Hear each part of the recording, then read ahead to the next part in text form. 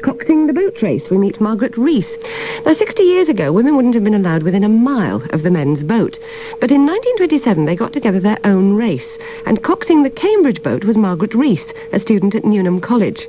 Well, rowing was considered a most inappropriate pastime for young ladies, and various obstacles were put in their way, as she explained to Alana Martin. The negotiations that went on were quite horrific and very amusing in retrospect. I was, in fact, in touch with a college doctor who happened also to be the champion putter of the weight for the world at the Olympics that year, Dr. Salisbury Woods.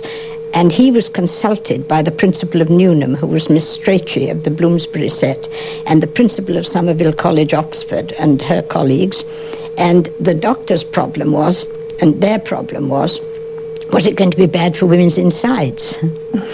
And I know he sort of chatted to me. Well, I didn't know much about women's insides, and mine wasn't being affected because I was the cox anyway, so there was no problem for me. But the principal of Somerville College, Oxford, apparently was very keen on keeping everything very private and secluded and hush-hush. And therefore, when permission, they did have these roundtable conferences, and finally permission was granted with very specific conditions. One was there was to be no publicity. Nobody was to know about it. If we wished to do this up and down the river, we could in private. And the second fantastic condition was that, yes, it was to be a contest, but we mustn't race up and down, putting all our energies. I suppose the phantom of women's insides came against this. But what we were to do, and what we were to be allowed to do, was a mile on the Oxford River, the Isis, just a mile, and we were to go up for style, to hell with the speed, and come back for speed, to hell with the style. And on that we would be marked and judged, and the best man would win. So those were the two conditions under which the event was allowed to take place. When you did the length for speed, were you racing side by side, or were you racing individually and timed? No two together. We were to be private going up, and there was a very nasty little story about that. We had, as a proper boat club should, a coach, a male coach, of course, and the story goes that when we were already sitting in our 8 on the water in Oxford, the coaches, in their wisdom, decided to change things round, so that when we were rowing up, we thought for style, doing it very carefully and beautifully, to hell with the speed, we were being judged on speed, and vice versa. And this is the fantastic story which gives an insight into their idea of women anyway. They thought we were already sitting in the boat, I may say, when they changed their minds, so they decided that we would get all hysterical and worked up. Women's nerves would go to pieces if we had the sudden shock of a change of plan, and this is quite true.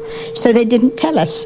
So, of course, we lost that race. I remember being very puritanical because, of course, the language on the towpath with these men rushing up and down with the other boats from the other colleges, the language was almost electric, certainly inflammatory, and I was determined not to swear, but I remember getting so worked up at the end of one race on the London Tideway that I yelled out, and they were all exhausted. They flopped on their oars like the men do in the whatnot, and I said, "Bloomin' well rowed, chaps." And that's about the nearest I got, because my father was on the towpath, and I know if he heard me swearing, I'd never hear the end of it.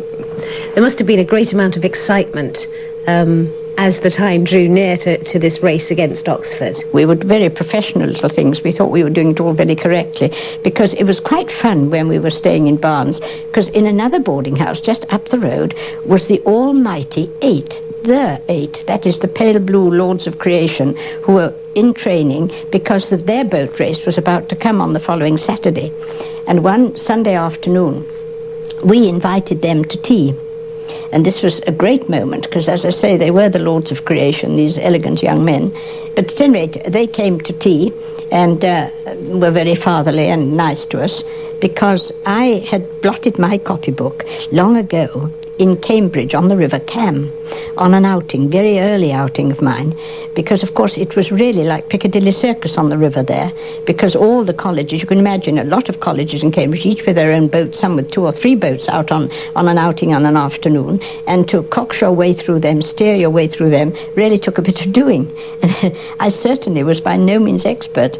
And one afternoon, I think I can really remember this, as opposed to trying to trying to recreate it, but I think I can remember this. We were coming in or going out. We were near the beginning, and there was a crew coming down. I didn't realise what it was till it was on us, and it was their 8 with their pale blue oars and their blazers in the background somewhere, and I crashed them. I crashed them, and I broke an oar, or at any rate, I made it so that I steered so badly that one of the crew broke an oar, and you would think the world had come to an end. And this little woman in the women's 8 breaking an oar. What did you wear in those days for rowing? Our uniform was brown, a hideous brown, with orangey sort of facings, and on the pocket there was a resplendent golden griffin, because that was in the coat of arms of Newnham College. Then we had little brown, I suppose they'd be serge in these days, horrible thick stuff, little trouser things coming to above the knee, and then, of course, thick black stockings and thick black shoes. It was not a thing of beauty, but I may tell you, on no time is there any sort of feminine attraction in the art of rowing for women, whether they're going full out or whether they're just standing for their photograph to be taken. How did you train for the big race?